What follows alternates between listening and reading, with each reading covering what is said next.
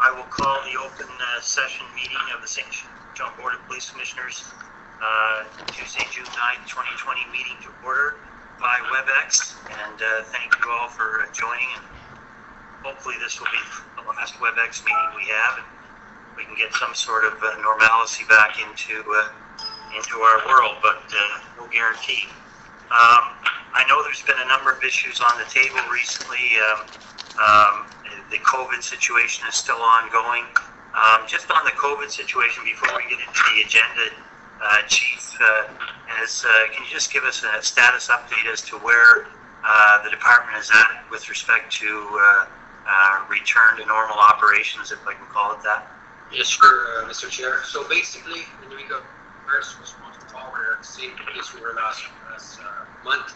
We are back to full operation. We still have the DRU unit in place, so that calls that don't require attendance, we don't go. And the only thing that's new basically this month is that we reopen our front counter. We put a measure in place to ensure that distancing between people, washing of the hand, and people have to call in. They're let in the building.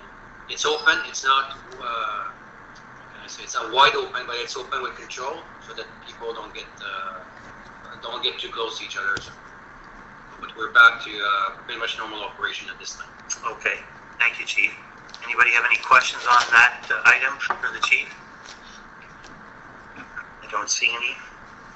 And again, I apologize if you can't see me. Not a bad thing for some people, accordingly, but in any event, I can't figure out my video on this WebEx system. In any event, the next item on the agenda is item 2.01, the approval of the May 12th, 2020 open session minutes. Could I get mover and seconder, please? So, on Darling moving it. Seconder, please. Second. That was Mike Costello, seconded. Thank you, Mike. On the motion, all those in favor, aye. Contrary-minded, nay. Motion carried. Item number 3 is the adoption of the agenda, June 9th, 2020, which you have before you. There's one item we're going to add to the agenda, which is the news release issued by Chief Drolet this afternoon regarding the recent events over the last few weeks, and particularly its comments on racism, which I'll turn over to the Chief in a minute to address. We've seen, and Your Worship, you probably have been front and center on a number of issues that have come before Common Council and come before the public with respect to the various issues that have arisen as a result of the tragic events down in the United States. And I've seen all kinds of questions raised as to the impact of policing in New Brunswick, in St. John, and in Canada. And I know the Chief has some comments he's going to make on it. It's the whole discussion, at least what I've seen, has moved from obviously that tragic situation, which obviously completely unacceptable in Minneapolis, through to the use of the armored vehicle that St. John acquired, St. John Police Force had been gifted, and the policies surrounding the use of it, to, in fact, I saw discussions about whether we should, the city should continue to have a commission. So there's all kinds of issues that are out there floating around, and I'm not the expert on policing, that's the Chief, but I certainly have some experiences on the commission's end of it, and it was 22 years ago that I was appointed the first chair of the St. John Board of Police Commissioners in the new current iteration of the commission. So I do have some, I don't know if you call it corporate knowledge, and this current entity of the commission came as a result of the previous commission back in 1996 being disbanded by the council of the day, and as a result of, or in conjunction with, a report that it requested and funded called the Parabelle and Taylor report, which was a 200-page report that came up with 100 recommendations on how the St. John Police Force could be better, I guess, governed, managed, and how it would better serve or could better serve the citizens of St. John. So at the end of the day, there were all kinds, and if anybody who's questioning the role of the current commission and the governance structure for the St. John Police Force, I would urge you to read the Parabelle and Taylor report. It's a public document. The newspaper of the day had many articles on it, and one of the commentary that I recall on it was the Minister of the Solicitor General for the province at the time, Jane Berry. She was and her department were very concerned that the council had disbanded the police commission. They wanted and offered their full support to the city of St. John to ensure that it had a proper governance model in place for the St. John Police Force. And I then turned to the Parabelle and Taylor report. They had a full chapter in that 200-page report on which was which way the city of St. John could go in governing the St. John Police Force. Should it go with the council directly managing the St. John Police Force, or should it have a commission in place? And the recommendations of the conclusion of the Parabelle and Taylor report, after it interviewed, I believe, in excess of 100 participants, all involved in the policing in St. John and governance, was the overwhelming conclusion was that it should be governed, I should say, by a police commission. So I'd ask people to keep the big picture in mind as you hear the rhetoric out there at times about what's the best way to govern the St. John Police Force. At the end of the day, community involvement is important. It's essential. It removes all kinds of issues and arguments coming into play, such as political interference, such as special interest groups getting involved in influencing those that have direct control over the police force. In all my discussions with chiefs of the day, and I have worked with a number of them, not one of them has said that they wish there was no police commission in place and they could deal directly with council. Whether that's a good thing or a bad thing, that's just the nature of the conversations. But we certainly, as a group of appointees from the city and the province, with 2 representatives of council on the commission, have nothing but the best interests of the citizens of St. John and the St. John Police Force in place. So I just make those comments as a result of some of the dialogue I've seen. Of course, difficult days dealing with budget cuts and things of that nature. But at the end of the day, I think the citizens of St. John and the city of St. John are well served by having a police commission in place to oversee and govern the St. John Police Force.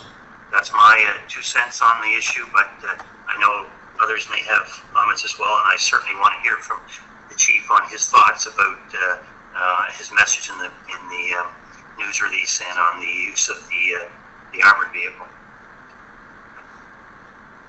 So we turn it over to, I guess, Chief Deroy. Maybe you can make some comments on your press release and where you see the community engagement, if that's what I can call it, going forward with the police department and concerned groups that have raised concerns with you about the status of policing in St. John and New Brunswick, and that compares to the unfortunate circumstances happening in the U.S. right now.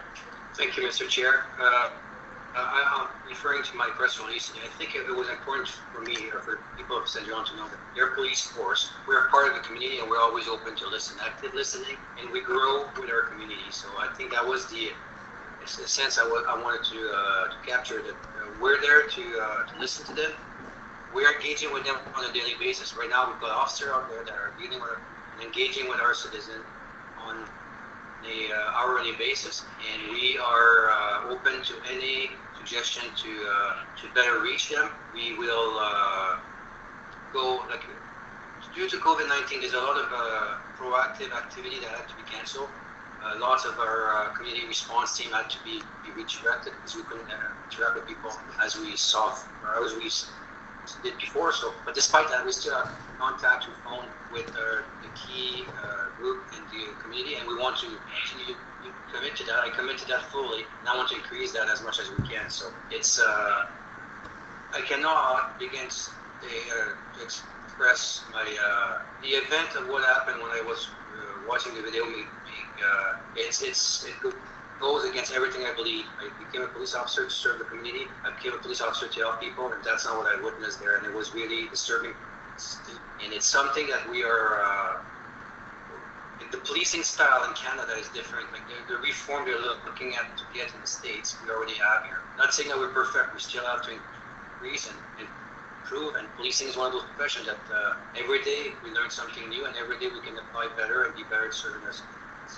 That's something that we try to strive to do. So, but there's a few of the reform that are being asked of in the States that we already have. Like, continuum use of force, national use of force continuum. We got de-escalation. We don't use the curative training anymore. Or it's been, I think it's 1992 was the last time that was taught in the police academy across the country. So there's a lot of stuff there that makes us different. That being said, the big thing that makes us different is that we're listening to our community. We're engaged in our community.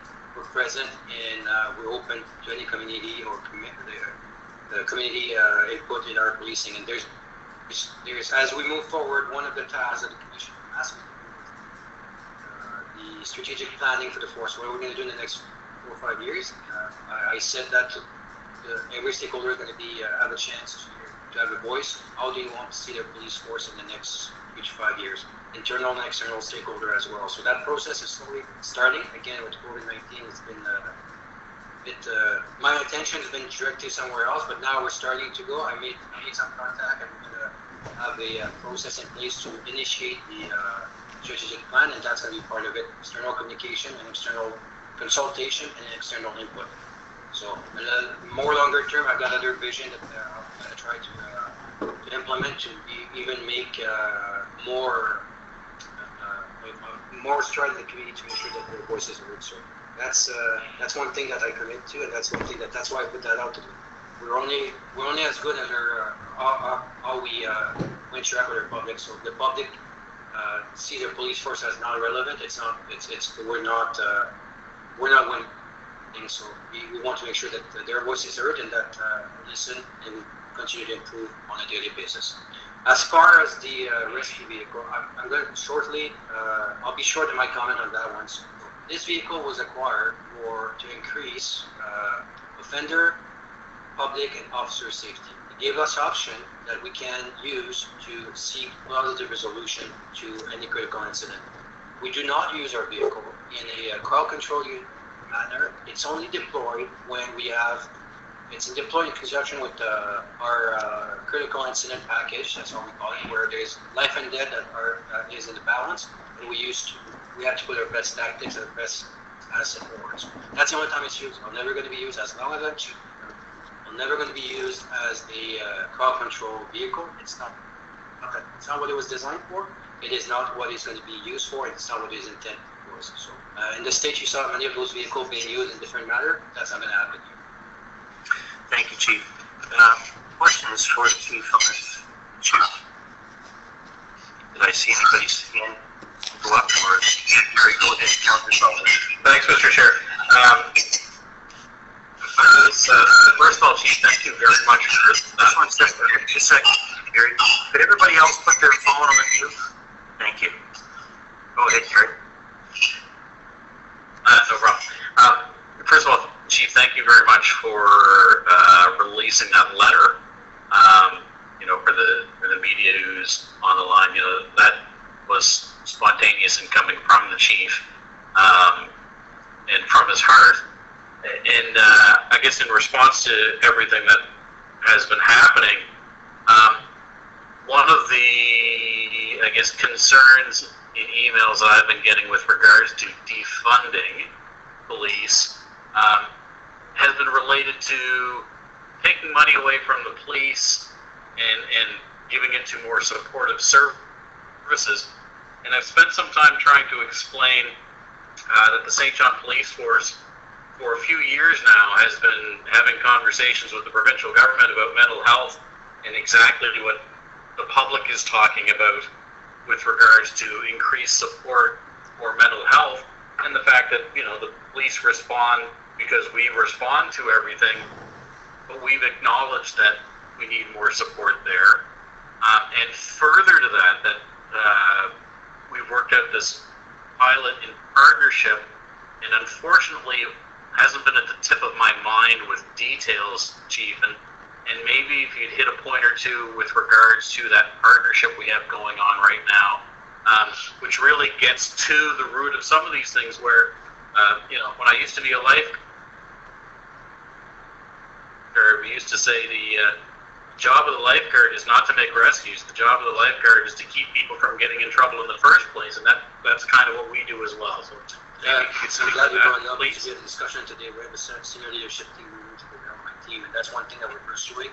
We're waiting for the job description. So the partnership's been signed. We're moving forward to the selection of the police officer, and basically it's going to be a team, a mental health team, where calls that have a mental health relation to it, rather than being a police alone responding. We're going to have a team with mental health trained specialists to assist us to deal with the issue, to make sure that we get the control, that we get the proper response to it, and that the experts are there to assist us with it.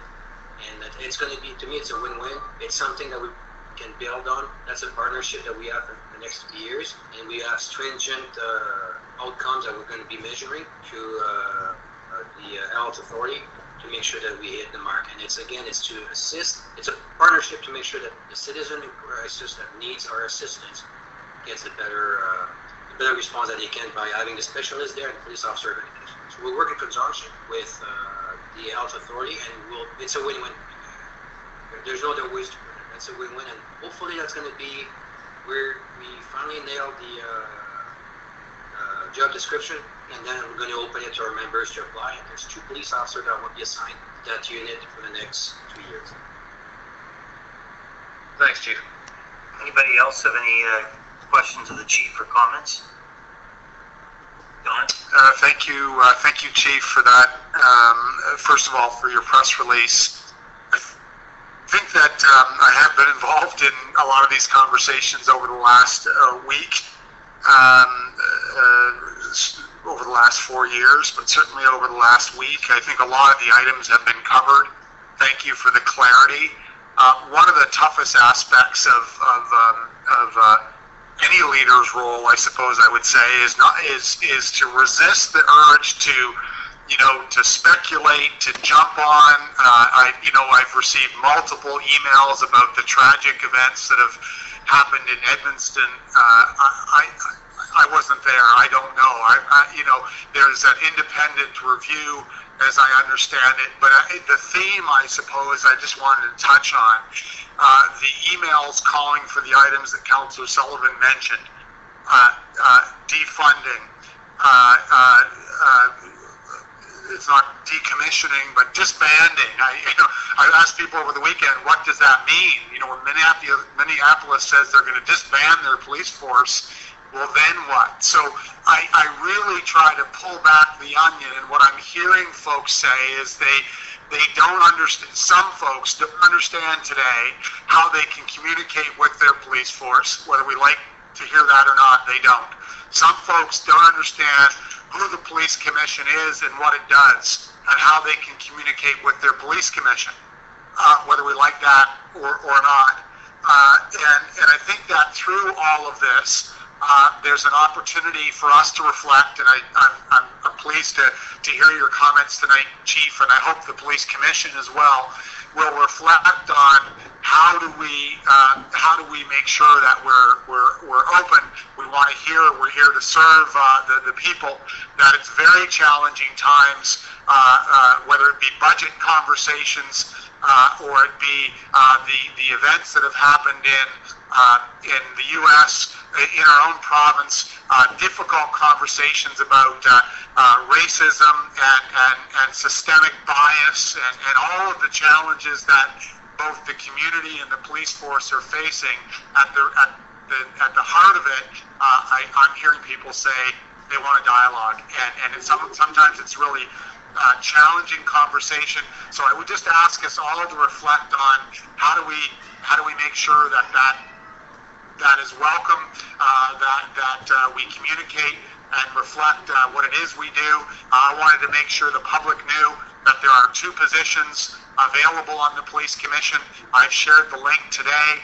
Of course, we want diversity. We need to meet our skills matrix. We've tried over the last few years to recruit, to work through the applicant process, but there are, to the public, there are 2 positions available. Those, there's obviously criteria that need to be met, but certainly we want to make sure I want to make sure the public understands that. And then just to wrap up, I think this is just my own opinion.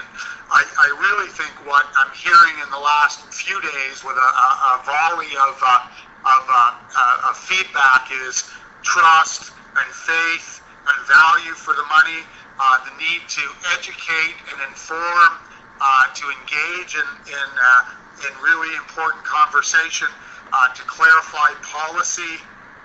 So in the midst of just in the last few days, it's shown me that we have a police force that wants to engage, and we have a public that wants to engage, and we have a police commission that wants to engage. So I hope we can reflect over the next week or 2 and figure out a way to do that. There is, as you know, folks, there's a Black Lives Matter rally on Sunday, and I've been asking myself for the last 3 days, what do we do on Monday? Like, what's the next step after the rally? So I've been speaking with community leaders in the last 2 days to try to figure out perhaps one of those community organizations hosts an engagement, a community conversation about how we get at some of the issues and challenges that we face. So sorry for the long-winded comments, but I just I think what we're hearing in some people's minds is we can do better. We need to do better. And hopefully, as a commission and as a force, we'll continue to reflect on how we do that. Worship. Anybody else have any questions or comments? If not, I will note, because I did see your worship comment in somewhere that they didn't know how to get a hold of the police commission. We do have a website. Our email address is on it. It's linked to the City of St. John website. There is a phone number there. Our executive assistant, Daphne Away, is on the website and on the email every day. And so it picks up all the messages, and any that are left or dealt with, whether it's a request for information or a complaint, we deal with it immediately. So public should know that. If there's nothing further, I don't see anybody waving their hand at me, I will move to, I don't think we actually adopted the agenda, so I'd ask for a motion to adopt the agenda with that addition of the press release. Wave your hand. Oh, thank you, Doug. Seconded by Gary Sullivan. On the motion, all those in favor, aye. One second, Mr. Chair. Even though we haven't received the letter yet, we know we have one coming with regards to change to the budget. Should we add that to the agenda for nothing else but to refer it to the chief? Yes, that's a good point, Councillor Sullivan. So why don't we, I guess we can add it under 8.06, anticipated letter from Common Council regarding change to the, you worded it properly, Gary. What was it again? I don't know. Having seen the letter, I haven't. Well, I guess we know the letter is coming, so and it's been passed by council, and officially we want to get it in the hands of the chief. We're planning as soon as possible. So I guess 06 letter from Common Council revised budget. Actually, just revised. Okay, that's fair. We'll add that as 8.06. With that change to the agenda, as moved by Doug Jones and seconded by Councillor Sullivan. All those in favor, aye. Contrary minded, nay. Motion carried. If anybody has a conflict of interest on any items, please advise or so declare. See any, so we'll move on. There's nothing under the consent agenda. And there's no delegations or presentations this month. So we're moving to item 8.01. And we'll need to have a motion for each one separately. The first thing here, Chief, I'll turn it over to you, 8.01, the internal monthly report for May of 2020. So May 2020, we received 1 complaint and 2 complimentary correspondence and 0 grievance. Okay. I would recommend that the report be received and filed by the Commission. Are there any questions on that? Mr. Chair? Yes, go ahead, Doug. Chief, just a comment and maybe a question, but I see there 5 months in a row, no grievances. If I think back to last year, I thought there were a fair number. Were you doing something different there? I mean, the style was more get out, meet the members and that, but it's nice to see that either issues are getting resolved or there's a few of them there, but just if you had any comments on that. It's hard for me to comment. I mean, like you said, I try to engage all the stakeholders within the association that can use. Sometimes maybe that's what avoid the agreements, and my door is always open. So that's anybody that work for me on the line can test about that. My door is always open, so they use it all the time, and that's all. I don't know. Maybe it's because there's I don't want to jinx it because maybe we'll get fired next month. So I won't take credit for it. I think it's open dialogue, like everything we do. Open dialogue and talk and make sure that we're present for each other. After this, there's not that we're going to agree to disagree with me, and that's fine. We'll do it in a professional manner, and we'll try to solve the issues. That's always been my approach, and that's the approach I communicated with the association when I first met the executive or the executive representative. I said, hey, I'm an open book. Talk to me, and you'll know what I'm trying to do, and you'll be part. I want to get anybody on the bus, if you will, to get there together. So I'm hoping that I won't have 5 now next month, Mr. Jones. And if I do, I'm blaming you. Okay, good enough. So we've on that item 8.01, can I get a motion to receive and file? By Gary. Thank you, Gary. Seconder. Thank you, Doug. Seconded. On the motion, all those in favor, aye. Contrary minded, nay. Motion carried. Highlights of the monthly activity report 8.02, Chief. I'm just going to outline the call for service that we've got. So we're still about 4,000 calls less this year than last year because of COVID-19. Okay, so we have seen that we're back pre-COVID-19 call volumes right now with our call for service during the day. So throughout the 24-hour period. So we should be, it should be steady at 3,000. Hoping that we don't have a second wave. We're back to normal right now as far as call for service. And the only one I was going to talk about is mental health. We still see from 2019 to 2020, we see a slight decrease of about 22% on those call for service as well. So, but again, those are that decrease was gained, if you will, or gained or. It's not the right word, but you know what I mean. It was done during the COVID-19. Now we're back to normal. So we'll see.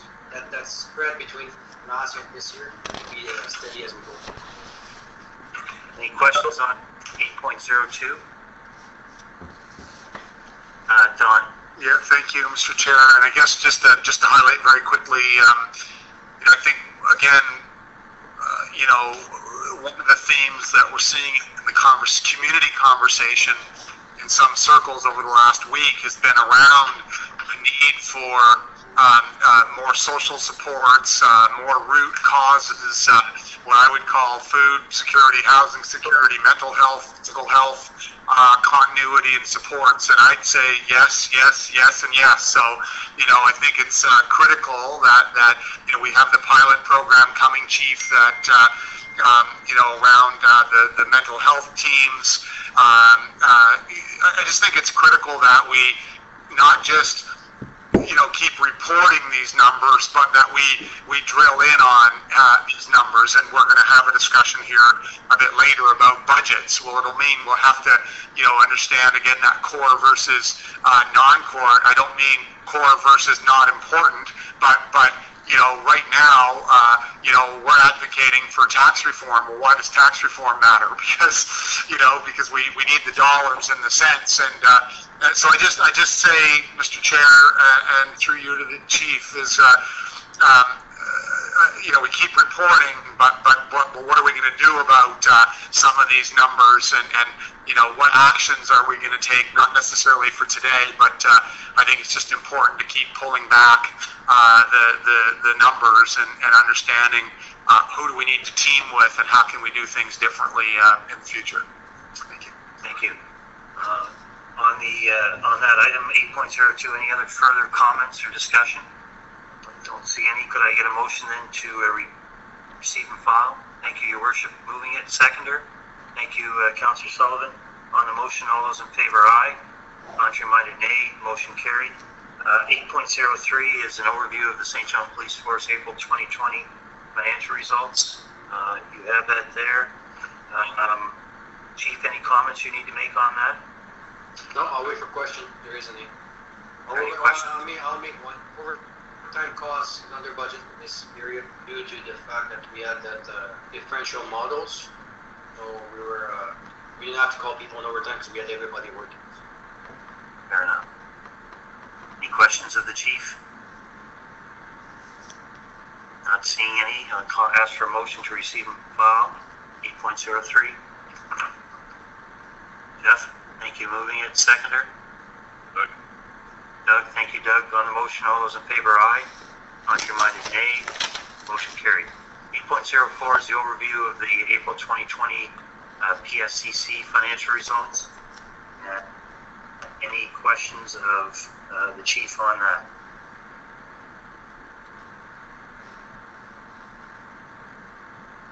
Hearing none, then could I get a motion to receive and file? Thank you. Moved by Councillor Sullivan, seconded by Your Worship. On the motion, all those in favor, aye. Contrary-minded, nay. Motion carried. The last item is 8.05, the long-term sickness report. Second last item, I should say. Chief, any comments, you or Marvin, on that? Marvin, you want to add anything? Just one quick comment for the board. You're seeing that we're starting to go in the right direction as far as getting that number down, and we had a couple of people on sick leave that came back to work, and one came back from workers' comp. So hopefully we just introduced a month or two ago a return to work committee that's going to be working closely with the association and come up with a comprehensive policy and plan to work as a team by using an occupational medical advisor to start getting people back to regular duty. So the goal of this committee will be to get people back to their regular assigned duties. And as you know, that will take some time, but we're certainly going in the right direction. And if I may, Mr. Chair, that's a collaboration that I'd like to see that I tried to foster, where we got the association representative, manager representative with Inspector LeBlanc, and we got HR representative table with Stephanie Hansen, and they came up with a policy. We're just reviewing the policy right now and should be signed off and be accepted by distributed to everybody, and that's in the best interest of the members that we have that are off duty, and we facilitate their return to work and make it an active one. So in a positive one for everybody. That's what that cooperation that we talked about. It's been the best demonstration of it. It's there. We're having all the right people at the table and making sure that we look at the overall wellness of our members. Thank you. Any further questions on item 8.05? Your Worship. Thanks. Marvin, I can't remember. My question is non-work related sick leave. So would that person those folks be paid by the force if they have non-work related sick leave? I guess I'm just trying to understand what that means. Your Worship, the way we categorize these sort of, types of, you want to call it disability or any type of injury, non-work related would be if I'm off duty, I'm playing sports, I break my leg, I then would qualify for sick leave benefits. So that's what we refer to as sort of non-related work injuries. Okay. But I'm still covered by the employer's benefits. Absolutely. I would, if it was in my case, if I was an officer or any type of, or just an employee, I guess, I would use up my own sick leave credits that I've accrued, and then there's a possibility if you're in the association that you can make a request to get more credits from the sick leave bank. Thank you. Further questions? Seeing none, so I'll call for a motion to receive and file 8.05. Gary, thank you. Moving and seconder. Jeff? On the motion, all those in favor, aye. Contrary-minded, nay. Motion carried. Item 8.06 is the anticipated letter from Common Council, the revised budget, and I would ask for a motion to refer that letter when it comes in to the chief. Moved by Mike, seconded by Councillor Sullivan. On the motion, all those in favor, aye. Just a quick comment addition there, Mr. Chair. This is an addition because we've already referred the first letters. This is an increase. But further to that, there's certainly a desire at council, once our budget has been approved at our level, to have the chief and yourself brief council just so that they can understand what the changes would be. Yes. That would certainly be down the line, but I would want that as part of it, that we know once we've got our budget done that, an add-on to the normal report that we send. I think it's important to help them understand. Yes, no problem. And if the commission recalls, back in, I think, late fall, the request, as has usually been done, was for the commission chair and the chief to go before council in the normal course, and that was council put that off because of the budget discussions that were going on with council. So in the normal course we would do that.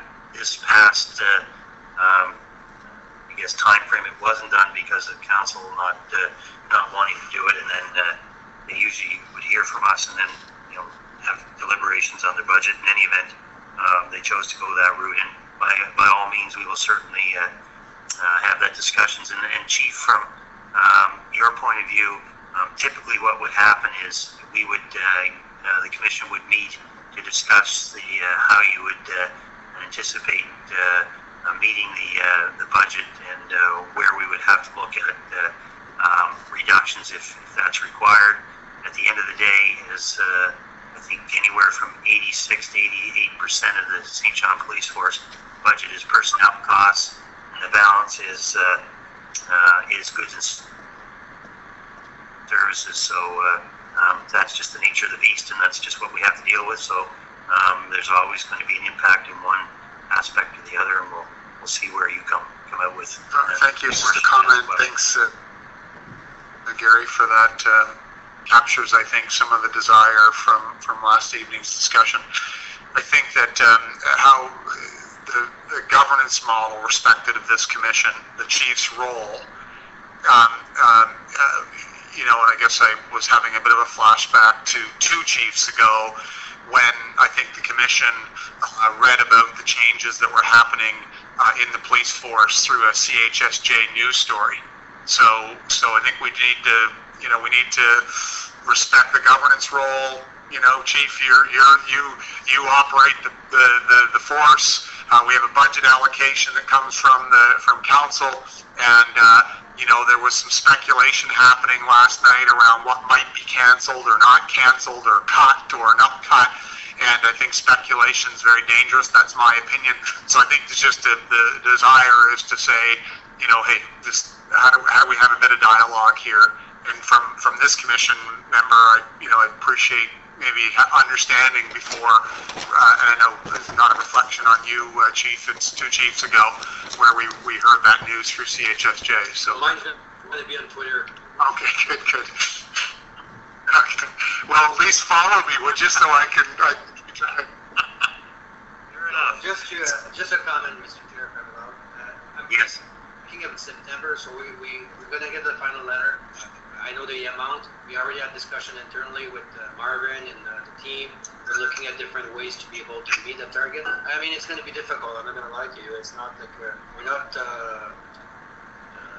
overfunded by any means. So, but we'll work towards that goal, and we'll present option to the commission to be able to achieve that goal and still fully be able to deliver adequate police services to our citizens. So that's we're working collaboration, and we'll give you option. I'm thinking about September because of the summer coming up, and I need to get around to where we're going to be operational by that time. So. Thank you, Chief. Anything further on that, ladies and gentlemen? Seeing none, then I'll ask for the motion to refer the letter. I already asked for it. I don't know if I got a mover and a seconder. You by did. Gary, seconded. Yes. Seconded by Jeff. Thank you. On the motion to refer the letter from the Common Council of the Chief, all those in favor, aye. Contrary-minded, nay. Motion carried. Thank you.